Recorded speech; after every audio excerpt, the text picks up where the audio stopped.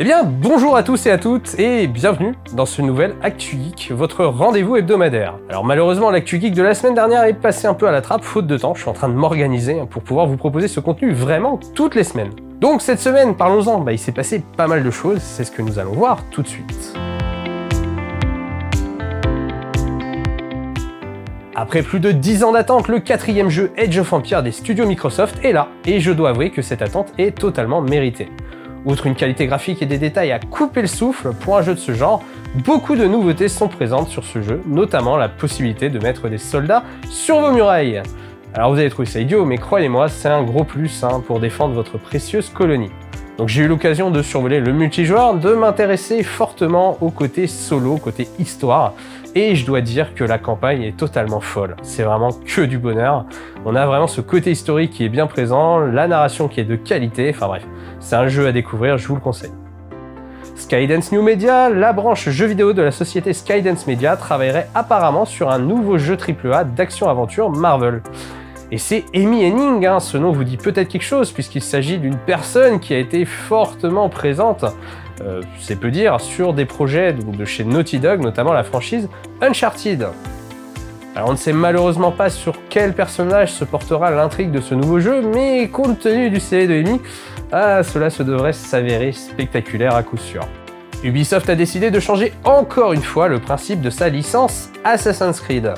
Vous n'êtes pas sans savoir qu'un mystérieux Assassin's Creed Infinity fait parler de lui depuis un moment.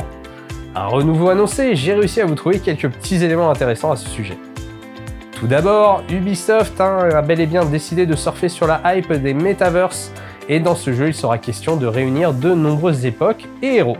Alors pour casser les rumeurs tout de suite, Yves Guillermo, qui est le grand patron de Ubisoft, l'a annoncé, ce jeu ne serait pas un free-to-play. Désolé. Mais cela se comprend compte tenu du projet gigantesque annoncé avec une forte présence d'éléments narratifs. Ubisoft recherche avant tout l'innovation sur ce jeu, mais celui-ci ne devrait pas voir le jour avant un petit moment. C'est vrai que cet ambitieux projet n'est actuellement qu'à son stade de conception, même si, vu les idées qu'on nous a annoncées, ça présage quand même du très lourd. Les Gardiens de la Galaxie, le jeu tant attendu des studios Eidos-Montréal Square Enix, est enfin sorti, il est dans nos mimines, et que dire à part que c'est une franche réussite.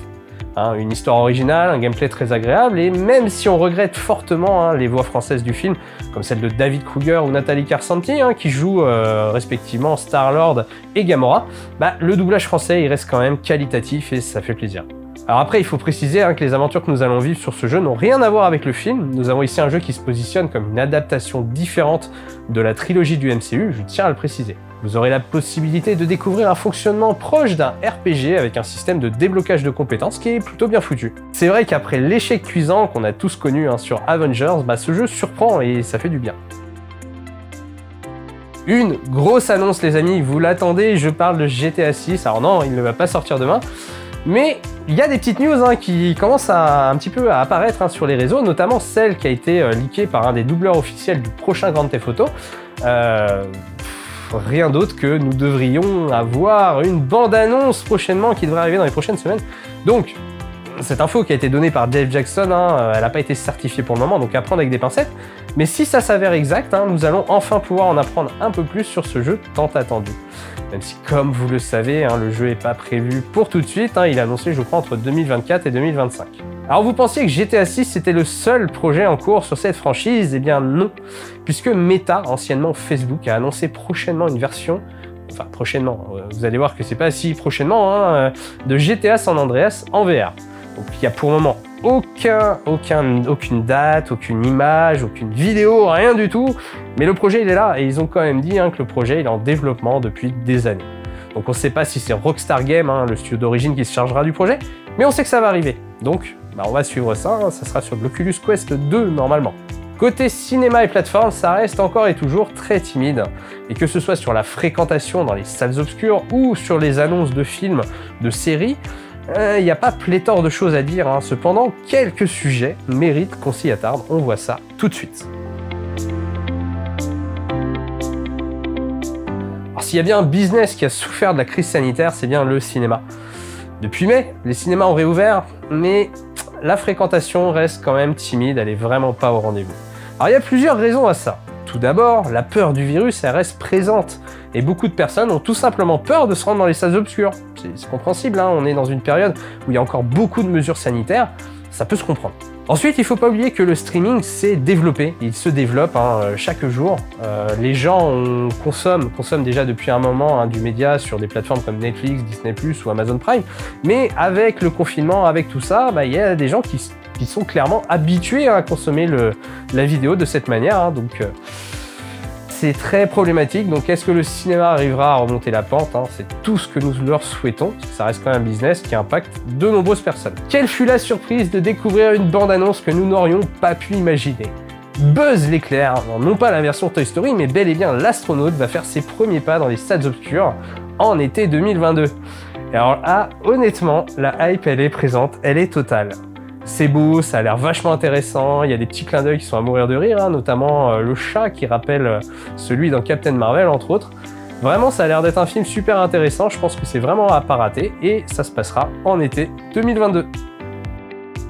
La team Lachaud est de retour pour un film assez what the fuck, super-héros malgré lui. Dans ce film, on retrouvera un Lachaud qui devient Batman suite à l'accident du premier choix pour ce rôle. Donc Lachaud va devenir alors le premier super-héros français, mais malheureusement, il a un accident de la route et il perd la mémoire, et commence donc à se prendre réellement pour Batman dans la vraie vie.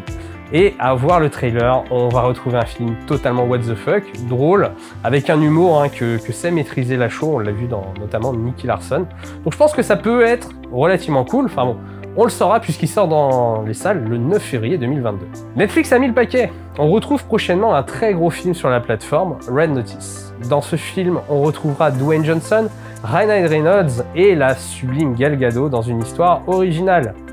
On va retrouver John Hartley, joué par Dwayne Johnson, qui va devoir s'associer au plus grand voleur d'œuvres d'art, Nolan Boss, joué par Ryan Reynolds, pour arrêter bien évidemment la voleuse d'art la plus recherchée du monde, l'évêque, joué par bien évidemment Gal Gadot.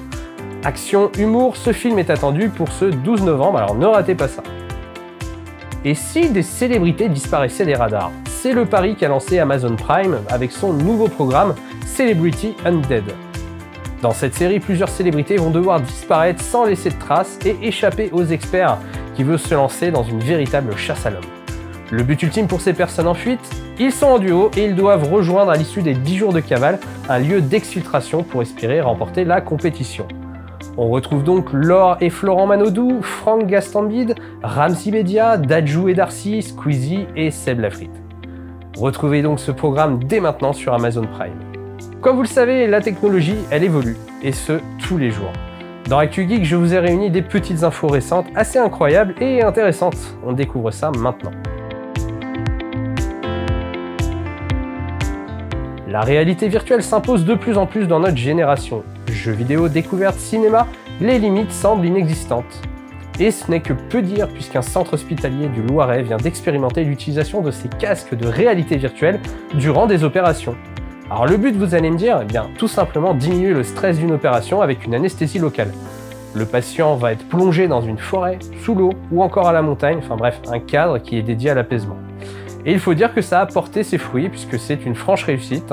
Ce genre de procédé peut se monter clairement efficace pour diminuer la douleur, puisque on le sait, la douleur elle est aussi liée sur la focalisation du patient par rapport à cette même douleur.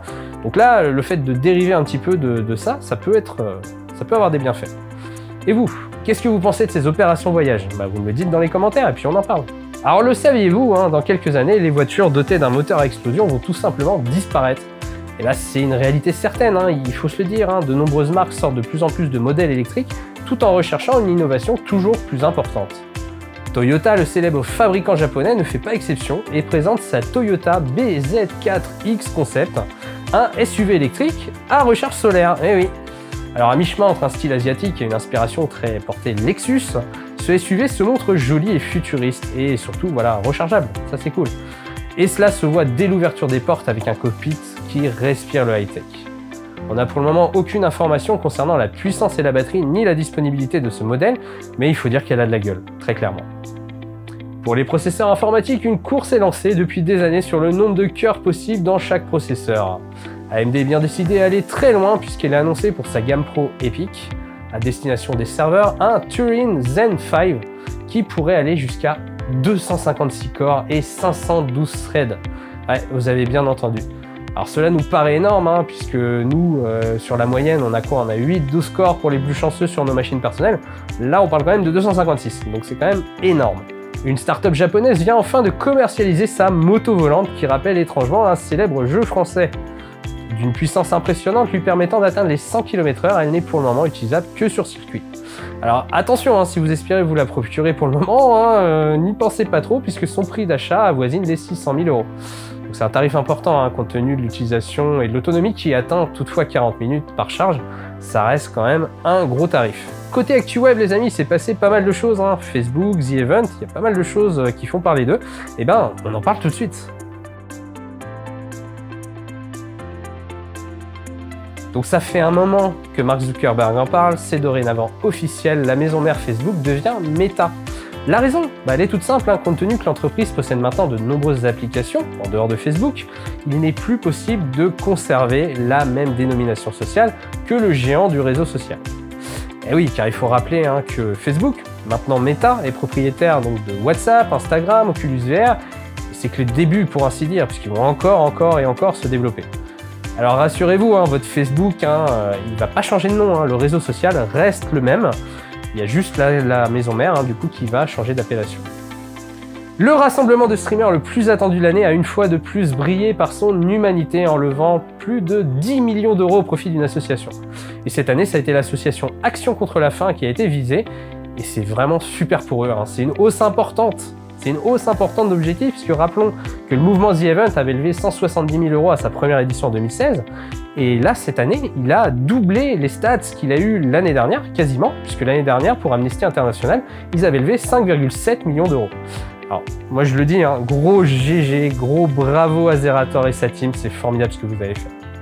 La bande magnétique sur vos cartes bleues, c'est bientôt fini. En effet, Mastercard a annoncé en août vouloir retirer la carte bancaire à bande magnétique en 2033. Vous savez, cette petite bande noire hein, que vous avez sur la carte, on n'est plus nombreux, hein, on n'est plus vraiment beaucoup à l'utiliser.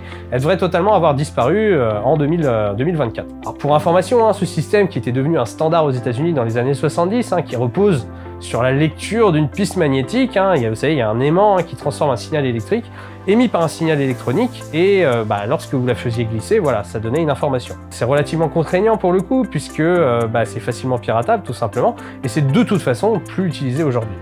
Le célèbre youtubeur Lucas Auchard, plus connu sous le nom de Squeezie, va prochainement créer son univers horrifique transmédia, inspiré par ses célèbres thread horror sur sa chaîne YouTube. Une bande dessinée qui va arriver, hein, la première a été teasée par Lucas, qui s'appellera Blick, et qui devrait compter 80 pages, qui vous permettra de retrouver 3 histoires originales inspirées par ces thread horror. Et en mars, un premier court-métrage verra le jour sur sa chaîne.